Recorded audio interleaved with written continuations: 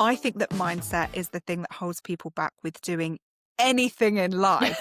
Yeah, you're probably right. we put those those limiting beliefs. They're either things that we've learned or things that we've told ourselves over and over, or things that have been with us since we were children. Especially in our generation, and being in the UK, which overall has a scarcity mindset anyway, it's growing up with, oh, money doesn't grow on trees, you need to work hard to get a good job. And it's having that instilled in you that you need to be putting in the hours and putting in the graft to earn a decent living.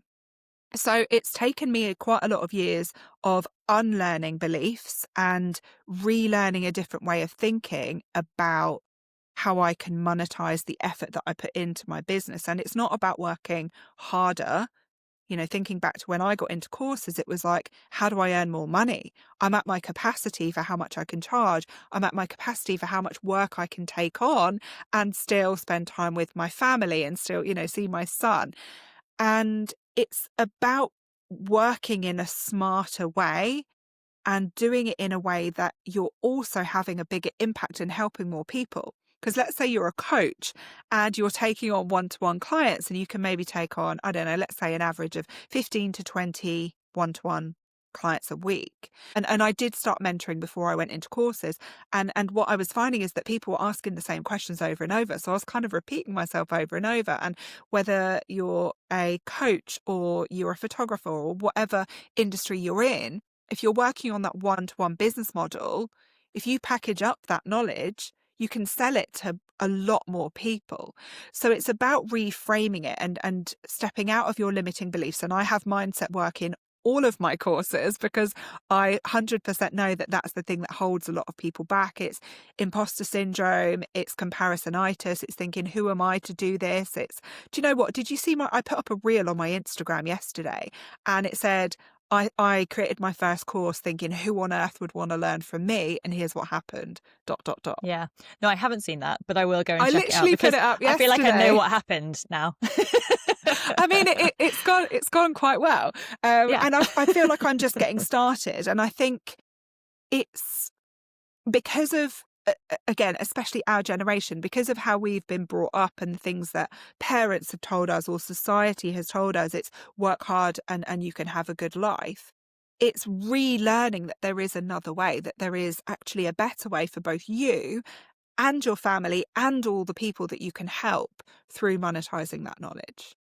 And there must be a lot of money mindset stuff in there as well, which leans into the kind of tradition of time for money exchange. You clock in, you clock out, you're paid for your hours.